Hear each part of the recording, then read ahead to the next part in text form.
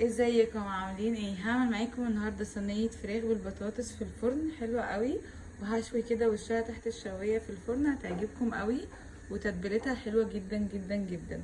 عندي اول بصلايه كبيره، طماطمايه كبيره، فلفلايه رومي كبيره، واربع فصوص توم، وعندي معلقه ملح كبيره، معلقه فلفل اسود صغير، معلقه بابريكا كبيره، معلقه صغيره جدا، لا ربع معلقه صغيره جدا زنجبيل، معلقه صغيره بهارات فراخ، مش عندك مش مشكله، وماجي ولو مش عايزه مش مشكله، معلقه خل وليمونه، وهحتاج معلقتين زيت، ولو عايزاهم زيت زيتون تمام، ولو مش عايزه زيت خالص مش مشكله، ممكن نحط حبه ميه في الخلاط وخلاص. انا كده خلاص حطيت اهي البهارات بقى مع الخضار وهضربهم في الخلاط كده اهو. بعد ما خلاص ضربت التتبيله هبتدي بقى اتبل قطعه قطعه. تحسن بقى ان احنا نسيب الفراخ في التتبيله اقل حاجه 3 ساعات، لو مستعجله اشتغلي كمان ساعه بس مش اقل من ساعه. نعمل بقى الرز بالشعريه. عندي قطعه زبده احط عليها كوبايتين من الشعريه، وتحمر الشعريه اخلي لونها يحمر خالص واقول لكم. حقيقي يا جماعه الزبده اللوربت مع الرز مع الشعريه يا لهوي بجد بتعمل ريحه خياليه. بعد ما الشعريه اتحمرت حطيت كوبايتين رز مغسول مش منقوع، واقعد اقلب كده لحد ما الرز بينشف مع الشعريه، ومعلقه ملح كبيره. دلوقتي بقى هحط 4 كوبايات ميه. بعد شايفين نشف ازاي؟ سامعين الصوت؟ هحط 4 كوبايات ميه بنفس الكوبايات اللي حطيت بيها الرز والشعريه اهو، بنفس الكوبايه حطيت ميه. هستنى بقى لما الميه دي تتشرب شويه، بعد كده هوطي عليه واسيبه يستوي نص ساعه. تمام اهو، شايفين كده اتشرب ازاي الميه؟ دلوقتي بقى هوطي عليه واسيبه يستوي عشان يبقى مفلفل خالص وزي ما احنا بنحبه. لو وطيتي عليه وهو لسه فيه ميه هيبقى معجن، هو لازم يبقى فيه ميه، انا قصدي لو مش بالمنظر ده.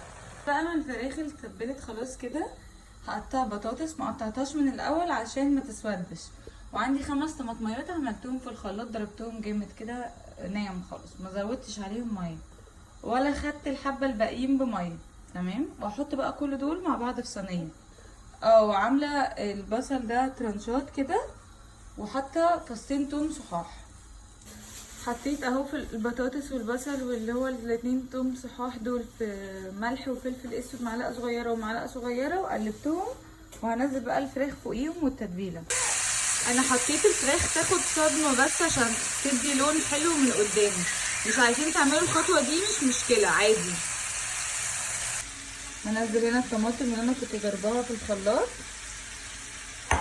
وهنزل بقيه التتبيله بتاعت الفراخ. انا غاسله الفراخ كويس جدا وعارفه ان هي مش هتبقى منزله اي نوع زفاره في التتبيله، وهقلبهم بقى مع بعض، وارش بقى الفراخ مع البطاطس بعد ما قلبتهم مع بعض، وارش بقى من فوق كده رشه بايديا ملح وفلفل اسود. خلاص اديت لها لون بقى. دلوقتي هدخلها الفرن تستوي. هي بتاخد وقت البطاطس، وصينيه البطاطس بالفراخ دي بتاخد وقت، يعني ممكن تاخد ساعتين، يعني من ساعه ونص لساعتين، عشان انا بحب البطاطس مستويه قوي.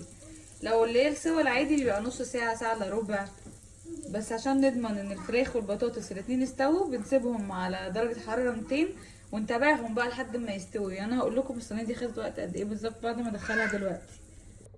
ما تنسوش رشه الملح والفلفل الاسود اللي من على الوش بفويل. تمام، دخلتها لدرجة حرارة 200. الرز خلص اهو، شايفين مفلفل وتحفة ازاي؟ هي كده بعد ما عدى عليها ساعتين ولسه برضه يعني مستوية قوي قوي، يعني بس هو هي استوت البطاطس طبعا استوت، بس لسه الفراخ